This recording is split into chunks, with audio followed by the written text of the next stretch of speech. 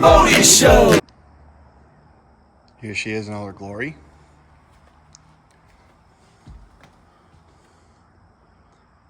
No ashtrays up front.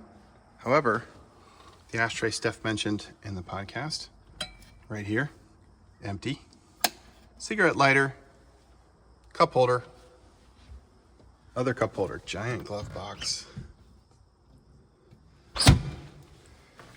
This whole shebang extends into a couch. That's the custom trash can that she came with, aftermarket rod holders. Importantly, original collateral. As you can see, Cobalt in 1981, and I believe this is the 1981 collection. Offered the tri-hull model, which could take you safely to a rock where you could be serenaded as a young gal. Also could take you to some other rocks where it's tough to make out, but some dude in matching blue pants, fringe jacket, who appears to be some sort of Native American gentleman, will give you a gun to shoot while your friends look on. And then yellow, my favorite color, the 19 bow rider will take you scuba diving. And here is the really strange closed deck setting where she looks happy, she's smiling, she's wearing a pink dress, and we don't really know what's going on in that post-apocalyptic, blown out factory situation. So that's very, very interesting. More blue. You can see all the optional accessories. And then if you survive post-apocalyptic, sketchy scene and maybe get engaged or go to a rehearsal dinner, you could take the Cobalt Condesa, which has a boarding step constructed of teak wood and stainless steel. The module contains a drink holder, ashtray, and cigarette lighter. So not only do you get a boarding step, but you get a boarding step that combines a drink holder, ashtray, and cigarette lighter.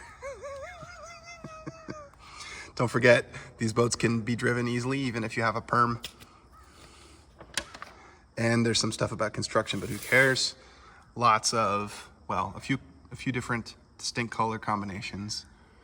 And then, oh man, back here, look at that. Look at those canvas options. So I'll pop the engine cover so you can see the magic under the hood, so to speak. Supported by a gas strut. Dual batteries, battery box is carpeted, of course. This is the Mercruiser 485, which has an aluminum block, which is, up until a few years ago, the only block that Mercruiser engineered from the ground up and had cast. Casting has a good reputation. The internals, so the pistons and crank, actually maybe not the crank, but the pistons and the head are all from a Ford 460 V8. So it's half of V8 because this is a 4-cylinder. And the 485 is the 4-barrel carburetor, which is the number of like inlets for gasoline that the carburetor has to mix air. And 4 barrels is a lot on a 4-cylinder motor. So that takes the horsepower from 170 to 185. This is a 3.7 liter 4-cylinder, which is a really big displacement. This thing has a ton of torque.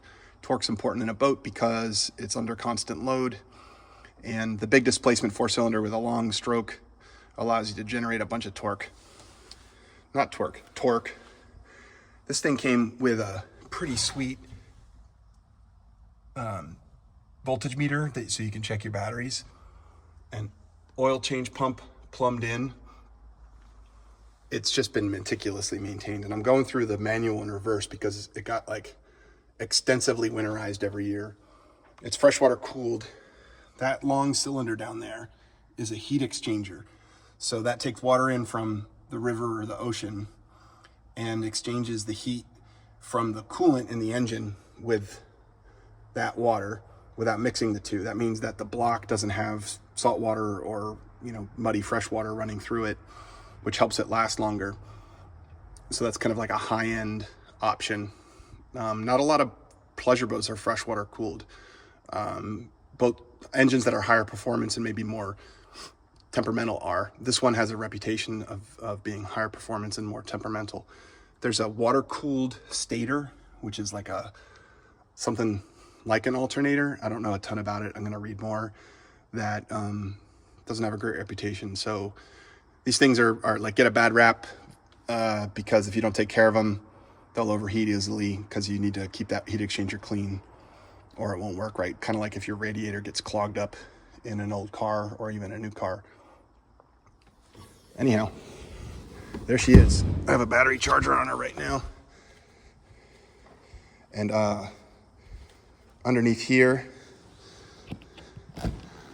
is the original canvas and bows. I don't know that they've ever been out. There's a piece of canvas we have that came with it that looks like it's never been used.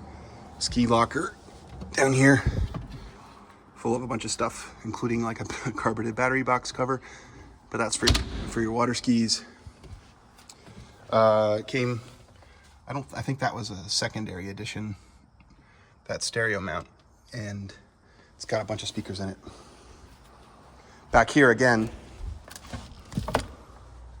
cigarette lighter, ashtray. This is the one that came complete with a couple of cigarette butts. That's a battery terminal cleaner, cup holders, Cobalt branding. Over here for the other passengers, same deal. Toby just put her fake nail in there during the recording. I'll get some outside shots too. I'm like pretty taken with this boat. Haven't been out in it yet. It's got nice lines. I mean, 81, kind of timeless in terms of runabout design. I really like the rake and then the curve of the windshield molding. I've been in around enough old boats to know that like this thing's built really well, just in how solidly it's put together. The rub rail is pristine. These are lifting rings, which mean that you can hook on here, and there's one at the stern, and lift the whole boat up by those, which says a lot about the structure of the hull if the entire weight can be suspended from 2 points. Very deep V, so this was marketed as the 18 DV, 18 deep V, and that it has, or had at the time, the most dead rise, and we'll talk about dead rise in just a sec, of any runabout on the market. This is that canvas I was talking about. As best I can tell, never been used, but it's part of a stock OEM canvas cover that came with. Here's the IO leg. It's been in the water, but 700 hours on the whole thing. Anyway, let's look at the dead rise. So if you can see that V shape, right, makes it a deep V. Dead rise is the angle, right, the angle off of horizontal of the hull, and that's a 24-degree angle. So pivoting up from down there, you've got 24 degrees, and that's about what like Donzi runabouts have. So it's meant to really knife through the waves once it gets going. They don't like to drive straight at slow speeds. They wander deep V hulls and take a bit of speed to get up and stay up on plane. So there she is. Definitely could use a little bit of compound and wax, but like, you know, some new letters there. But like the mark, the word mark is in good shape. And, you know, all original upholstery. It's definitely been covered.